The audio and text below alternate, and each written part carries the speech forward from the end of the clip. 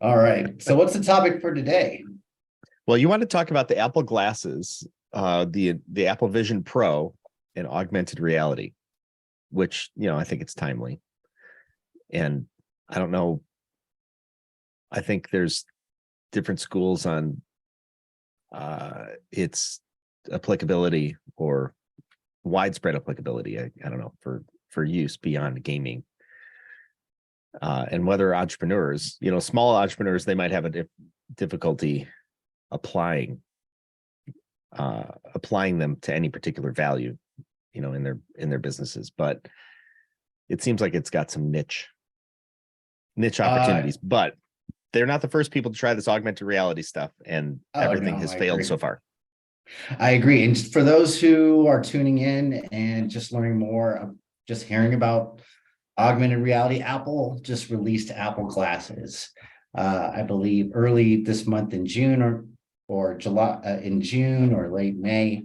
And if you guys haven't seen them, they are like ski goggles-esque glasses that give you an augmented reality experience, which means that you'll still see everything that you would see in your own reality, just with augmented visuals, like little buttons here and there that you can press or with your hands and things like that, along with what you're seeing in the real world. So it's kind of a mix of both. And if you've seen Free Guy or Johnny Mnemonic, for those in our generation, then that's kind of what it's all about. And these goggles are $3,500, which is double the price. These are right here, which is double the price of like an iPhone these days. And as you can see, I feel like that I would be rocking this down the slopes rather than in my apartment. What do you think?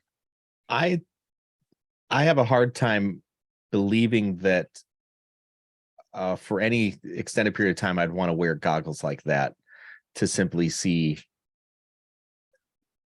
my computer, which is like, why would I want to sit in my apartment and,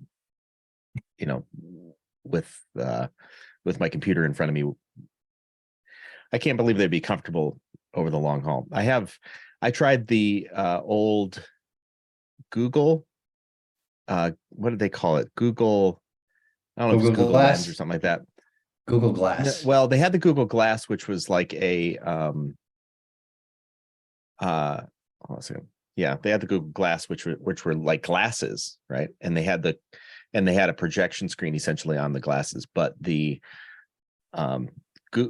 turned out people didn't want them because for a variety of reasons. But I think one of the issues, I tried the old Google had something almost exactly like this. Only what you would do is you'd take your camera, or sorry, your computer, or your phone, right? You take your phone and you'd stick it in this little contraption, and then that would stick on your face.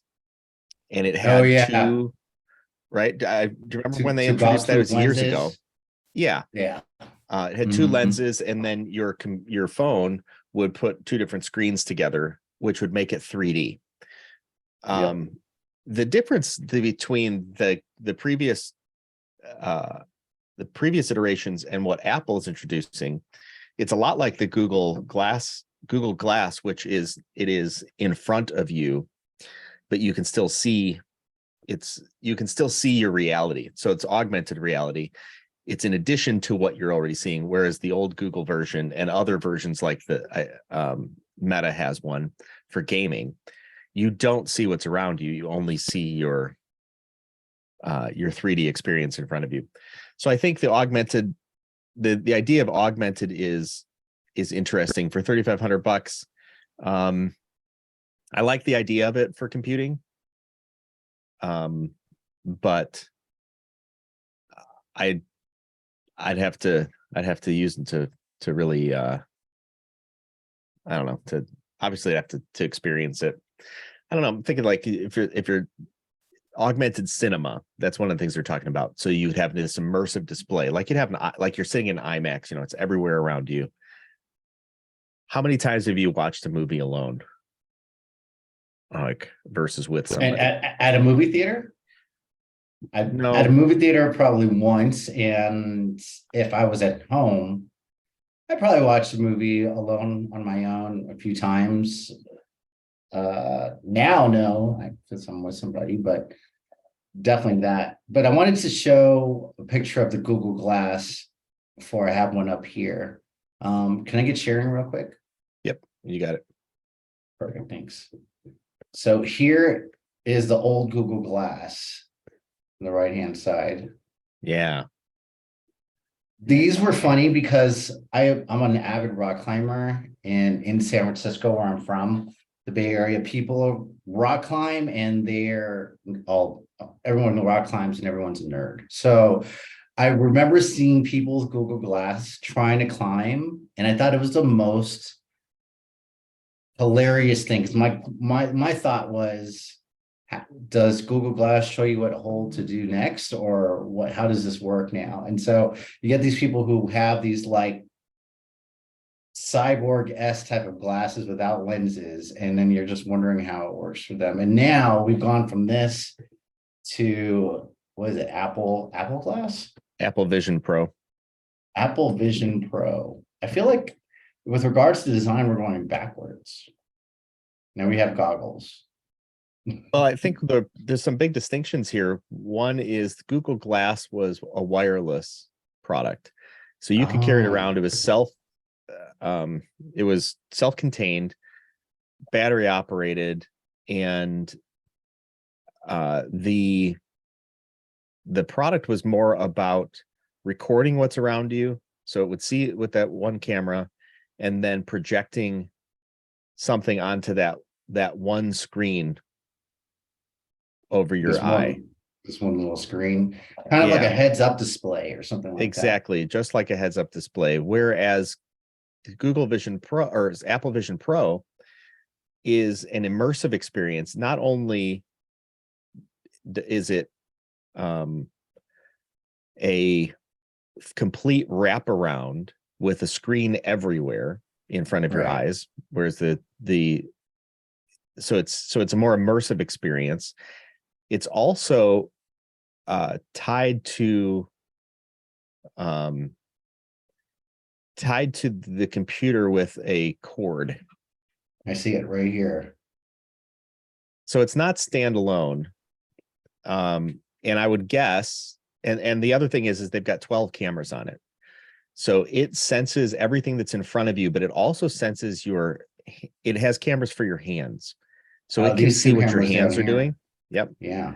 Whereas the Google Glass was not really designed for that. Google Glass was designed for walking around, and you're in the meeting and you want to just see see messages or something that pulls up, or you'd want to do a Google search and pull out the information, or you're navigating around town or something like that. This is more, you're stuck in one place. You are computing. You don't have a keyboard out, on your desk. You're sitting in your living room and the keyboard just shows up below your hands, and then you're just sitting there typing. Gotcha. So essentially, you're kind of like just in your workspace. You're not moving around. And you have limited space to move since you're attached by a cord. But then you're immersed into this environment. So sort of like what we're seeing here. Also, the last photo that I pulled up here on the right-hand side, this one right here, where it's kind of like a Minority Report sort of situation where you can kind of touch different parts of things with your hands and things like that. Yeah, you can build your computing environment around you. And it will know where things are at because it can spatially sense the room. That's interesting. Like, as a programmer, I find that really interesting because in front of me right now, I've got my big Mac display. It's 27-inch or 30-inch display right in front of me. I have a 27-inch to my left, and then I've got a 23 or 24-inch to my right. And so I have kind of what Apple Vision Pro is talking about. I've got this immersive experience where I can, when I'm programming something, I might have code up here on the left. I might have my database application right in front of me, and then I might have the staging app where I'm viewing it through my browser right here on the right. And it's super, from a productivity standpoint, it's super productive because I've got imagine the amount, well, for non-programmers, it might not make sense, but imagine you've got thousands of lines of code in various files, and so moving from one tab to the next on a browser, that's inconvenient. But imagine moving from window to window to application. I've got 3 applications open. I've got multiple files or multiple tabs open in each one of those applications. And my brain's moving like, I've got to make this change here. I got to make it over here. I got to make this change here. I got to make it over here. And so now I can see everything right in front of me. And that's where the idea of spatial computing is really powerful, because you could build up your screens around you. And then as you move, it knows that that screen was over here on my left. And then as I move this way, my screen is over here on my right, or up or down, rather than being fixed in one spot. What you're describing to me is like, remember that first or second Iron Man movie where Yes. he kind of like pulls out the thing and he opens it up all around him and he's just grabbing from different places. That's exactly what you're describing to me. Correct. That's spatial computing. Yes. Gotcha. I think that's super interesting, but yeah, I wonder how like this looks really great from a programmer's point of view, I would assume. But how do you feel about this being released now in the real world in consumer society with regards? I think there are like some there are niche cases for creators. So I think there's ideas that there are creators, there are consumers, and then there are heavy consumers, let's say. So creators, so for instance, if I was an architect, let's say, in theory, I'm guessing somebody will do this because they do it, or like Amazon will do it on your phone. If you want to see this, or let's say an interior decorator, that might be more understandable for folks. So on Amazon, you can say, oh, I want to see this desk in my room. And you could build that out. If you had spatial computing and you put goggles on, now everywhere you look, you are immersed in the new layout of the room with all of the products there. I've got a friend who does this for manufacturing facilities where he'll do a virtual walkthrough of what your entire facility will look like before it's built, with all of your machines, with all of your people. And you could walk around the whole thing and approve that, not just approve prints, but you approve the spatial walkthrough so that you've identified the entire layout. Well, imagine now if you had spatial computing goggles on, you are in that space. So you could stand, for instance, in a warehouse, like, hey, we're going to build out this warehouse. You stand in the warehouse, and yet the spatial computing is putting the walls up. It's putting the machines over here, and you can walk around, seeing that new space overlaid on the existing space, because you'd still see the existing space because it's see-through, right? That sounds like do it for like design and factories, as you mentioned, but also as you're describing it, sounds like someone in like interior design, like for houses and buildings and stuff like that, could totally take advantage of something like this. What do you think? Yeah, absolutely. For creators, for manufacturing, it's a lot of opportunities for manufacturing. So they do this. I think they do this for airplanes right now, where you can see the layout of the wiring. So you could isolate the particular wire where it's supposed to be going, even though it's in this bundle of wires. And so from a spatial computing standpoint, they already have some of these things available, but this is an upgraded experience with cameras that's designed to be interacted with, not just from a surface level of give me a display. Now and I want to compute in this environment as well. It'll open up a lot of opportunity for creators. Now, then there's heavy consumers, which I would think are like gamers and things like that, where, if they're going to spend half their lives, it seems, playing games, why not have some spatial computing? And they do that right now for Meta. This is a massive upgrade in terms of capability from existing headsets. Imagine a flight simulator where now you're not just tied to your keyboard or your joystick. Now it's all in front of you, like virtually wherever you are. So you could sit in your recliner in your living room and you're flying through the Swiss Alps. Yeah, you can have like a basic joystick, and then it'll have the augmented buttons on it. along with a throttle, or even imagine like once like a popular game, like a super popular game, like maybe Call of Duty or what's the other one? Yeah. Minecraft or something like that. Like those Yeah. would be You could have the crazy. cockpit laid out in front of you, and Mhm. then you reach out to press the buttons, or twist a dial. Imagine being All Batman, like right. and driving the Batmobile. That'd be sick. I'd love Yeah. that. But for $3,500, how many people are going to do that? And then there's the things they're talking about, like, hey, you're going to FaceTime. Really, you're going to put on $3,500 goggles to FaceTime people? Like, how often do you need to be like, hold on a minute, I got to FaceTime this person. Let me go to wherever I've got my goggles. Let me get the whole spatial thing going while I'm Yeah, FaceTiming. that's just not how. I don't think that's how a lot of people use FaceTime or any other video app on a cell phone. The idea is you're anywhere and you just pick it up. You're like, hey, I'm in this store. What do you think of this thing? Nobody's going to be using goggles for that. So what do you think about the general consumer? And I think that consumer is like what you are describing, someone that's using FaceTime just for the convenience, and for somebody who, like you and I, probably can see a little bit uh viability for this in their everyday life. But where do you think this can actually fit for someone, for a layman or for an entrepreneur like ourselves? That's where I'm struggling, because unless you're a heavy creator, and that's a sophisticated creator with sophisticated needs, who is willing to spend $3,500 in addition to all the other stuff that they need for creation. I'm missing the use case for the common consumer, like the idea of immersive video. You have goggles for $3,500.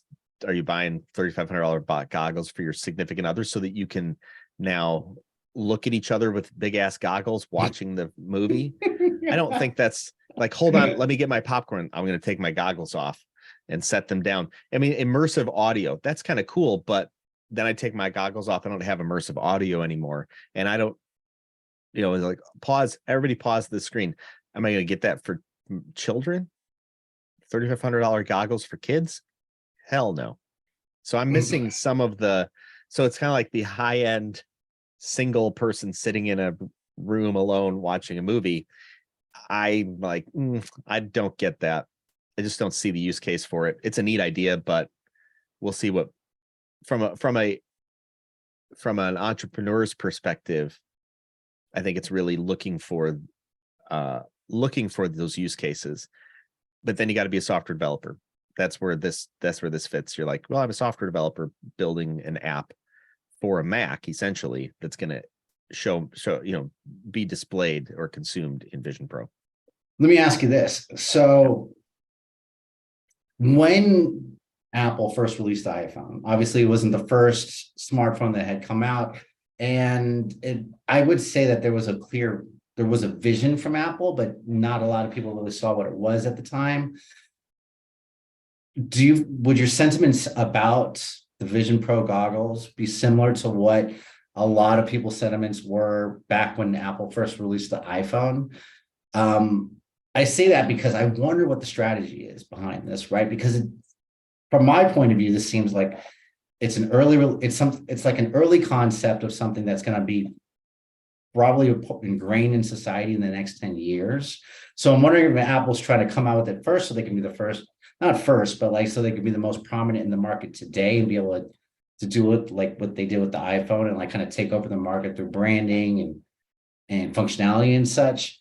Or is this something that maybe Apple could potentially be miscalculating on releasing this or developing this a little too soon?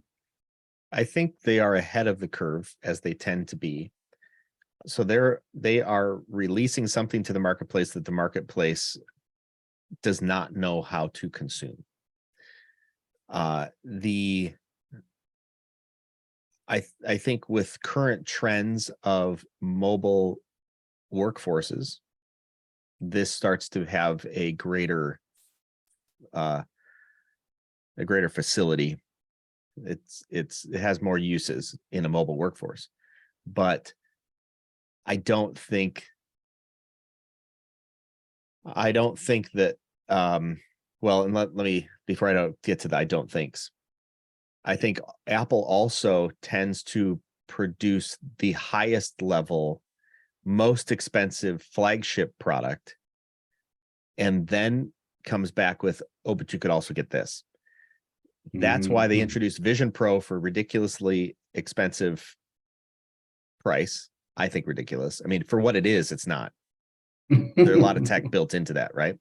But and for the particular use cases of a programmer programming all day, I remember I bought a $1,500 monitor years ago, and $1,500 was ridiculous. It's like $1,500. That's crazy for a monitor. But I did a bit of math on it. I was like, I'm spending so long in code, this massive monitor in front of me will speed me up. And it, sure enough, I mean, it's lasted years and years and years and years. So for $3,500 for particular use cases, there will be people who buy it. That will maintain its flagship status. It's named Vision Pro as well, which leaves room for something that's not Pro. That was by design. I'm certain of it. That's what Apple always does. And they'll have something else that's more accessible, that after I think it's proven its use case for those people who are not heavy consumers or creators. I think that makes a lot of sense. They're casting a vision for the common man if you're going to watch a movie. Are you actually? Probably not. But it's a no-brainer for some manufacturing and some programming stuff. It's like, yeah, okay, I could totally see that. I just can't wait till they get it, or maybe I can. I can't wait till they get this technology to a size that's going to be wearable, like out in public. But then I think once we get to that point, the world's going to be completely different by then. Very That's the much Blade thing. Runner-esque. Yeah, I mean, if imagine this has probably been in development for a decade, and technology had to get to the point where it could actually be created in this form factor, because there's a lot of computing going on, especially with all those sensors and stuff. Just the feedback and processing what's going on in the environment is a lot of heavy lifting. Yeah, that makes a ton of sense. Like with James Cameron's last Avatar movie, Way of the Water, like that movie was in development for about a decade, simply because the technology to be able to show those type of pictures while underwater, from the view of being underwater, wasn't even created yet. So effectively they had to wait for the technology to catch up to the vision that James Cameron had. I'll say that movie was quite beautiful, very immersive, especially if you're watching it in 3D. And it makes sense that if Apple is putting down their foothold or putting their chips on the table, as you say now, because they're probably developing something that's more accessible in the near future. If they're coming out of the Vision Pro now, I'd assume probably the next year there'll be something for a layman like myself to be able to access. And it's interesting also that they announced this now, because it doesn't release until 2024. I mean, they're a year ahead of where they're a year ahead. They are a year ahead of their release date, which I think is really important to think about. And you talked about the iPhone as a comparative. The iPhone solved a handful of particular issues, most of which was done in software. So not only did they have the idea of the flat screen of why do you have this whole keyboard out there flipping things around, and if you had a whole keyboard you had to do landscape, and if you had a smaller one you're doing this T9 shit, which was neat, but not how people use. I mean, you kind of knew, like, oh my gosh, like I need this right now. I need a whole keyboard out there. But one of the things they did, which was software oriented, was they created iMessage alongside of the iPhone. And iMessage solved the single greatest problem with communication by cell phone, which was you're texting somebody, but you are not in a conversation. You are pen pals. You would text them. You'd have no idea if your text was received or read, or they were responding back. That's a pen pal. text messaging was revolutionized because of iMessage. You didn't need an iPhone to be able to create iMessage. The two are different, but when you combine them together, you're like, oh, and now I'm clicking this keyboard. I see that my message was just sent. I see it was now just read, and I see they're typing back. Blew people's minds. Yeah. And they said it's available next month. It's like, it was like ready to go, and we're taking pre-orders now. This is a totally different release. This is, here's all of these use cases. It's big, it's amazing, it's got tech that nobody else has. And we're releasing this in a year. And you can experiment with it now. And I think it's almost like where's the demand? I don't think they have a good understanding where the demand is. I think that makes a ton of sense, because it's like, to your point, they're releasing it, they've shown it a year before its actual release. It sounds like to me they're looking for the actual use cases. Like, here it is. Here, what's the use case for this? You know what I mean? Because again, from the common person, the common consumer out there, I wonder, other than obvious, like everyone does this, but like with porn or something like that, I wonder where the actual demand for something like this is going to be. To your point earlier about like designing factories, or even interior design, deliveries, or designing like wiring for an airplane, I can see where something like this could be useful in the industry commercially. But I wonder if, especially for a company like Apple, where their brand is is primarily within the home consumer, where this is going to fit. Like, I can see where Apple Home fits, where their Apple, their little their Apple tags fit, and things like that, where they all fit within the iPhone. But I feel like the Apple Vision Pro is kind of removed from that halo of like home consumer products that the iPhone has pioneered through. And I wonder again where it goes. That being said, like, to kind of finish off our conversation about AI, did you get the video that I sent you about the Audi? Yes. So I feel like this is interesting, because this is, concept cars are fun, because you can always see like where things can go. But I wonder, as if we show a little bit of a clip from this video, with the part where he shows us the augmented reality and stuff like that, I just wonder where the use case is. And then having to put on goggles while driving, just so you can see the little widgets within the augmented reality, is interesting to me. Do you want to share the? Yeah, let me pull up. I've got a let me get to my screen without YouTube ads. No worries. I think the stamp would start around like minute 7, or no, it's minute 6:30. Minute 6? 6:30. Okay. Yeah, minute 6. Yeah. He'll go in about like putting up the dash, and like how it's driverless at first and things like that.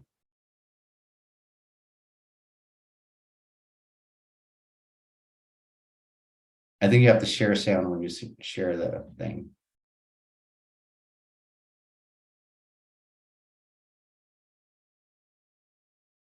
It's not sharing. Turn off the share real quick. Like, stop the share. Okay, and then click on share again. It's going to ask you what window, and then in the bottom left-hand corner of that window, you'll see share sound. Oh, you're correct. Yeah. All right. Working on Zoom. Here we go. All right. Here we So go. this comes up and you get a steering wheel. There's still no displays or kind of gauge clusters. There's no real infotainment or anything, right? And that's where the augmented reality comes in. Through these lenses, what you'll get are a bunch of augmented reality buttons everywhere. And I have to say that these AR glasses actually look pretty good. The other AR glasses that I've seen are a lot more clunky. These are actually pretty smooth and elegant. Of course, they're going to be improved even more over time, but basically how they work is you see these little cameras and sensors. You got some on the sides, you got 2 in the middle, you got more over there. Okay. So as you can see, augmented reality. And basically, this is like pre-beta. So this is not even the beta version that they have. We literally just asked them, can we screen record like now? And they were like, okay, we'll try. So they got together and started programming everything, and they made this possible. Bear in mind that what you're seeing is a lower quality than what I'm seeing, because basically what you guys are seeing is a screen record. The screen record is more unstable than what I'm actually seeing. So for me, this looks amazing. For you guys, I'm not entirely sure. This is crazy. I see a huge map in front of me, different geographical data, heavy rain. This is pretty cool. It's like navigation, but at the same time, it maps out where the rain is. It's points of interest. If I go up to the top right here, this is my music selection. All I do is hover like that, you see? And if I keep my finger on one of the songs, like that, augmented realities, if I go like this and choose a different song such as point of interest, boom, it comes up. It's actually awesome. That's your navigation right there. Now for my climate control, you see there, I just put my hand, hovers up, and now I can change the temperature. I can actually move it left. That's pretty cool. It Make is. it colder, or turn it right, And that's make it warmer. really what Apple And it's actually is doing. super responsive. This is great. We can stop the share. Or So we can that's- mute it. Yeah, that's what Apple's doing with spatial computing, for standard computing environments. I really question though, I can totally see from a fixed standpoint, putting on VR glasses. And again, I've got a buddy who does this, commercially in commercial industrial stuff. He's got VR glasses, and he can walk a person through their facility before they build it. Really neat. You can, and I think for creators, imagine being in Photoshop, and Photoshop is laid out in front of you, and you want to narrow down, you want to go grab that pen. You'll have the pen over here, and you're grabbing the pen and you're creating something. For people who are stationary, it makes a lot of sense. For people who aren't stationary, I question it a little bit. You're walking into traffic. Well, yeah, I mean, I don't think people are gonna be walking around with them on, certainly not at that price point. And then when you're with other people, I don't quite understand. I don't yet see the collaborative environment where everybody around the table's got glasses on and they're looking at this stuff. I think there are other solutions for groups, but for individuals who are creators, I think there are certain cases where it makes a lot of sense.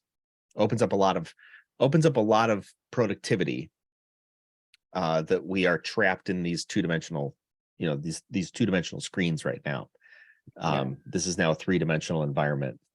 But for the prosumer, those heavy consumers with games and stuff like that, I see the use case for that. For sure. the standard Joe, I don't see it. No, not yet. Now, I think where we're at, like when the first iPhone came out, we're in a transition as a society from having regular reality versus virtual reality to having an augmented reality. And I think at the end of the day, I think in about like 5 years or so more, they're going to make these more accessible for the average consumer. And for the average entrepreneur, hopefully, just like with the App Store, third-party creation is going to be open, and we'll get to see some really cool things from people. Yeah, that's the next step of this, and that's why they released it a year earlier, because keeping this under wraps for a year and allowing developers to develop for it was not going to happen. So Right. they developed internally. They've got their spatial OS, the spatial computing operating system, which is just an enhanced version of whatever. And then now developers will have the opportunity to take the next year to figure out what are they going to do with this. And it's going to take a lot. It's going to take a lot of development time to bring something to market, which will then drive demand for the product itself, because developers like Adobe, I'm thinking of Adobe as a big one. Those developers will then drive demand for the Vision Pro. Then they'll see where that demand is, And then I'm pretty certain they'll scale back from Vision Pro to Apple Vision, which will be more consumer or Vision gamer Plus focused. Yeah, something. absolutely. And folks, I think there you have it. That's our take on augmented reality with the Apple Vision Pro, this new Audi supercar that we were just taking a fun look at, along with the different applications that can come from this in the next few years. As Jason was saying, I'm in full agreement that this is something probably for like industry forward people or pro consumers, as Jason had described it. But soon enough, we'll be able to utilize and take advantage of this technology just as the common consumer, the common entrepreneur.